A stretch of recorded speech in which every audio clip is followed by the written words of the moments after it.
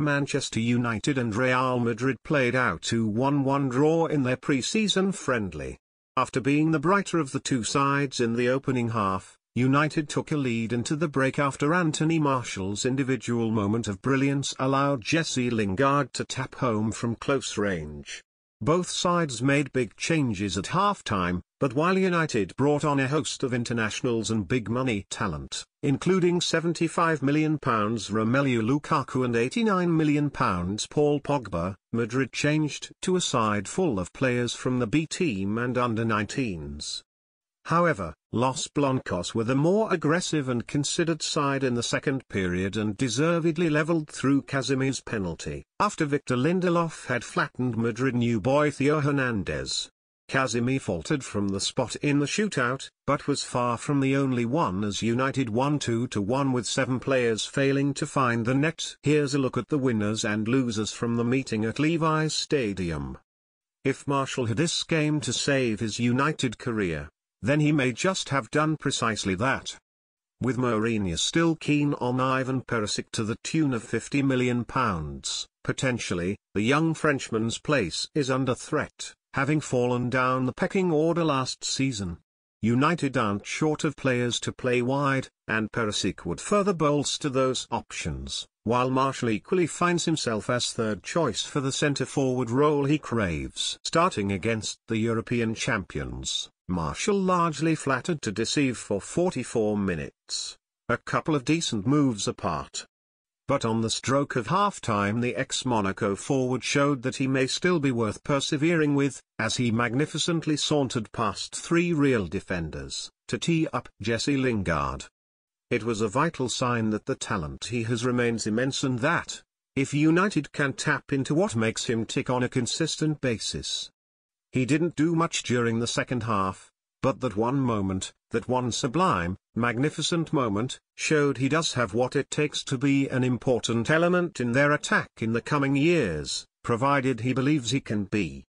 His dismal penalty in the shootout, we'll forget. Lucas Vazquez has been a good substitute option for Madrid since arriving from Espanyol, offering pace and width late in games. But with Zidane trialling a 4-4-1-1 formation in Santa Clara, with orthodox wingers and Isco roaming, Vazquez failed to take his opportunity.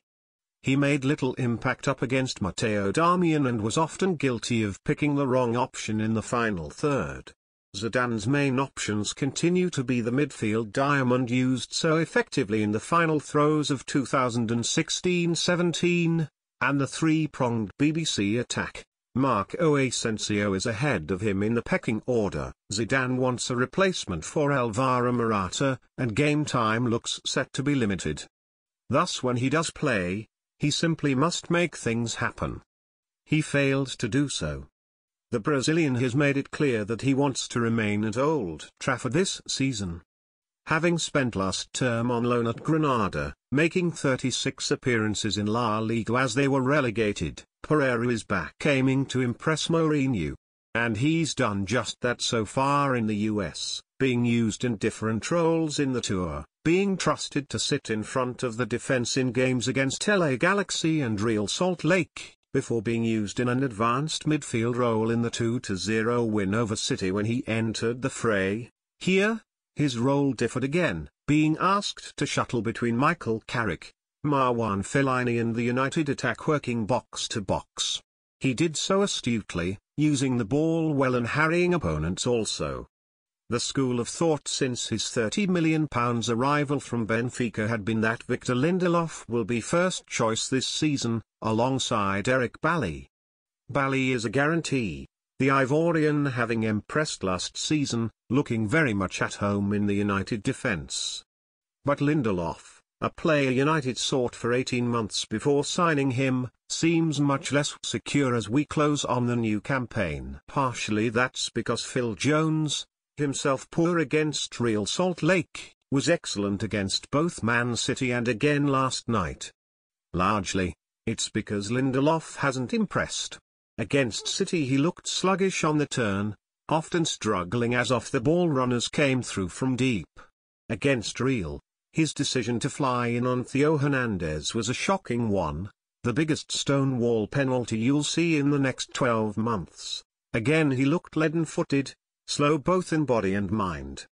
The Portuguese league is played at a much more leisurely pace than the Premier League, and some players struggle to adapt initially. This game, in scorching heat, was hardly a furious affair. If Lindelof doesn't step it up quickly, he faces a real fight to be starting when the season starts for real. With Danilo having completed his move to Manchester City, Real Madrid are in need of a deputy for Dani Carvajal. And if Castilla right-back Hakimi was helping to use this as an opportunity to offer his case for being that man, then the 18-year-old Moroccan did his chances no harm. The youngster was tidy with his passing, defended astutely, showed good positional awareness and pace on the cover and did well to keep Martial quiet in the second period. He also showed no little attacking intent as a youthful side looked to take the game to United, and while his crossing may have been somewhat wayward, he hit the byline well on a number of occasions.